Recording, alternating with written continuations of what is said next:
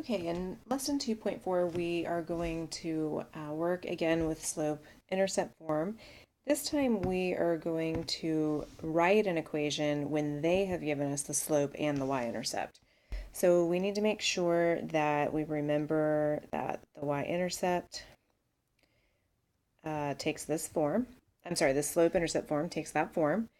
And they've given us the slope. They've told us it's 3, and they've told us the y-intercept is -4. So if we plug those numbers in, slope for the coefficient of x, and then we have that -4 for b. So really it would look like this, plus a -4.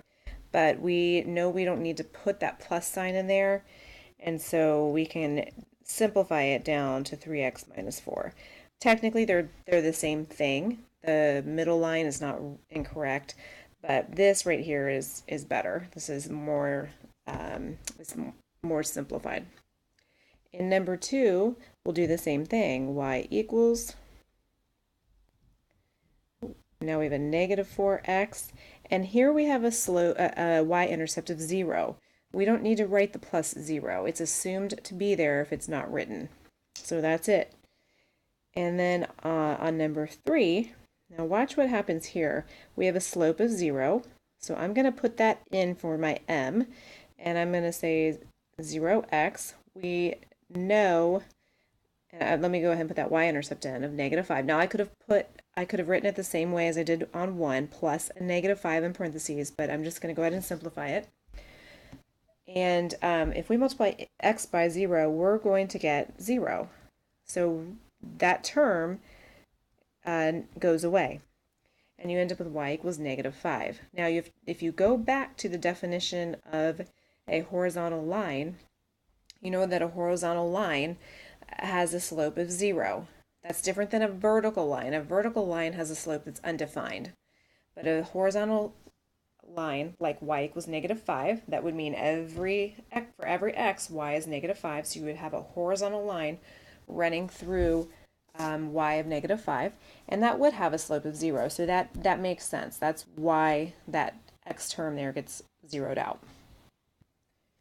So now, as we move down into the next set of directions, we're going to be working with point slope form. So remember, slope intercept takes this form, and we get the name from the fact that it shows us our slope and it shows us our y-intercept. Point slope is going to show us a point on the line and the slope, and the form it takes looks like this. So this would be the skeleton for it. This is the general form for anything in point slope form. The y1 and the x1 are the point that is on the line. So that represents a point on the line. So a point on the line. And this, fortunately, stands for slope again. Okay, so it's still slope. So you don't have to remember anything new there. So if we take that information and we go down here to number 4, they ask us to write an equation of the line that passes through the given point and has the given slope. So that means that this equation that we write is the line is going to pass through 4, 3, so x of 4, y of 3, and have a slope of 1. So what we're going to do is take that point slope form. That first y is always going to stay open. I'm going to use the y that is in that point right here. And I'm going to set that equal to that slope right there, which is 1. I'm going to go ahead and write it. Even though it's 1, we really don't need to write it because anything times 1 is the number itself. But I'm going to write it in there just so we can see it. And then x, that x spot's going to stay open, minus that 4 that goes in here. So you're plugging in the x and the y coordinates that you're given into the x1, y1 spots. And now we're just going to simplify it. This is point slope, but we want to take it to slope intercept form because it's simplified. Okay, so I'm going to distribute that 1. I'm going to add the 3 to both sides. and I will end up with this. So I just went from point slope form to slope intercept. And they're both forms are useful in different ways, and we'll see that you should, hopefully that'll come back to you as we move through this, because we did a lot of this in Algebra 1, and then we'll just keep working with it this year as well. If we do the same thing for number 7, all right, I'm going to drop in the 1 at the y1 spot. I'm going to replace m with -3, and I'm going to drop in the 2/3 at the x1 spot. All right, I'm going to distribute out that -3 on that side, and I'll end up with this, and then subtract that 1, add that 1 to both sides, and I'll end up with this. So I went from point slope to slope intercept form. Both of them have their uses, and at certain times they're going to ask you to show it in point slope form, at other times they'll ask you to show it in slope intercept form, just like they did in Algebra 1. In number 10, they ask you to write an equation of the line that passes through the given point and satisfies the given condition. So in number 10, they want you to write an equation that passes through this point, but they want it to be parallel. This is the condition, parallel to this line. So a completely different equation, a completely different line, but they want the two of them to be parallel. So you've got to go back to the definition of what it means to be parallel in algebra, and that means that the slopes are equal. So if we want a point running through -2, 3, and we want it to be parallel to y equals 4x minus 3, then we need to make sure we have a slope of 4, because that's what that 4x minus 3 has. And then we want it to run through -2, 3. So this is where the point slope form comes in handy. I'm going to drop the 3 in for the y1 spot. I'm going to use that slope of 4. And then I'll drop in that x of -2. Now, the formula is x minus the point. So I'm going to end up with a minus 2, which is really just a plus 2. Okay, so you do not have to show that every time. I just wanted you to see how that works. Okay, and then from there you will distribute and solve for y.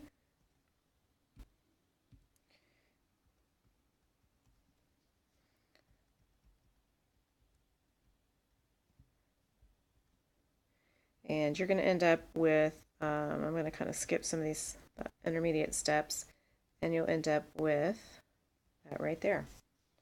That's your line that if you graphed those two lines together, they would be parallel. We'll do the same thing at the bottom, or at number 12. However, this time they want the line to be perpendicular. The new line is going to pass through this point. They want it to be perpendicular to y equals 2x plus 5. So you have to go back to the definition of perpendicular when we're talking about these lines. A perpendicular line will have the opposite reciprocal of the original equation. So we've got a slope. The original equation has a slope of 2. Our perpendicular equation then is going to be the opposite of that and the reciprocal of it. So the opposite reciprocal will give you a parallel slope. We want it to run through that -1, -4. So again, remember the formula for this point slope is y minus y1. So because it's y minus y1, I'm going to have y minus -4, which is really plus 4. I'm going to drop in that -1/2 for that m, because that's the slope I want for this new line. And then it's going to be x minus a -1, which is really a plus 1. And then when I distribute that -1/2 and do all the algebra to solve for y, I will end up with this equation right here. Now again, remember, this equation is slope intercept. This one up here is point slope. They're both accurate. Depends on which one they ask for. Usually they're going to want you to take it to slope-intercept form right here, okay? Sometimes they'll ask you to leave it in point slope for some reason, so you just need to make sure that you're paying attention to those directions. In 14, they're asking us again to write an equation of the line that passes through the given points. The difference is now they've given us 2 points on the line and no slope, so we have to calculate the slope. We know that slope is rise over run. All right, it's our y, the change in y, this triangle means change, over the change in x. So we're going to actually take the difference of our y's, 4 minus 3. All right, I'm getting that from 4 minus 3. And then I'm going to go back to the first point and take that x, 3 minus 0. I need to make sure that the values line up over each other. So that 4 and that 3 are the points, the first point. The 3 and the 0 are the second point. So you've got to make sure that they line up over each other from numerator to denominator. And then I end up with a slope of 1/3. Now I'm going to use that point slope form again. Y minus, I'm going to pick one of those points, the 3, 4 or the 0, 3. They're both on the line. So I can use either of them. I'm going to get a different answer depending on which of those I use. Okay, but they're both going to be correct. I'm going to use the second point because I like the fact that that x coordinate is a 0. It'll make the math easier in the end, a little bit. Okay, so because right now that 0's out. 1/3 times 0 is 0, so I don't even have a term to deal with. I just need to add 3 to both sides there. And there's my final answer. So this is my answer in slope-intercept form. This is my answer in point-slope form. Now on 20, they again ask you to write an equation of the line. This is the same set of directions over and over again. They're just giving you different information. Now they're giving you the information in the form of a graph. This is the same information they gave you in number 14. It's just now it's on a graph. They're giving you 2 points. Because they have graphed it though, you can calculate slope in one of 2 ways. You can do slope exactly the way we did it in 14. Take those 2 points, do the change in y over the change in x by doing that subtraction and calculate the slope. Or you can do it visually. I like to do that on a graph because it's just faster.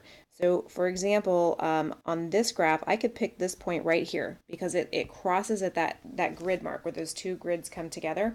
So this is going to be easy to count. If I start up here at the -2, 4, and I go down 2, and I go to the right 2 to get to that second point. Okay, and so that becomes important because now what I can do is I can say my slope, my rise was down. So that was a negative. I went down 2 units. And then I had to go to the right, which is positive. Right on the axis is positive, 1 unit.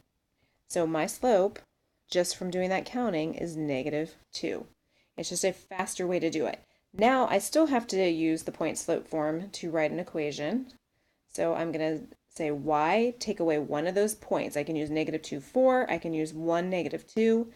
I'm going to use that 1, -2. So I'm going to drop in the -2. When I do that, it's going to make it positive. So I end up with y plus 2 equals, drop that m in that I calculated, and then x minus 1. So I'm getting that from this point right here. I could have used the other one. I just chose to use this one right here. And then when I finish that off,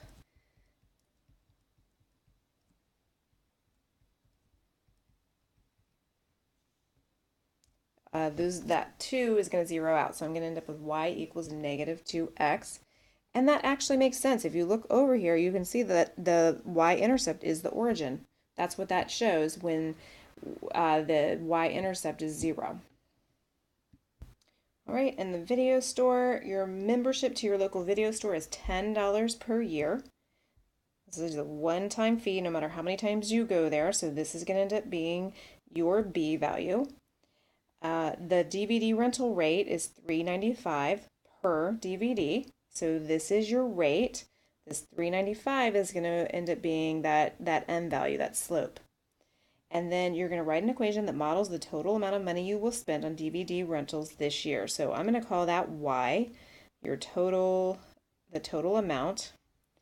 And the DVD, I'm going to call our X's.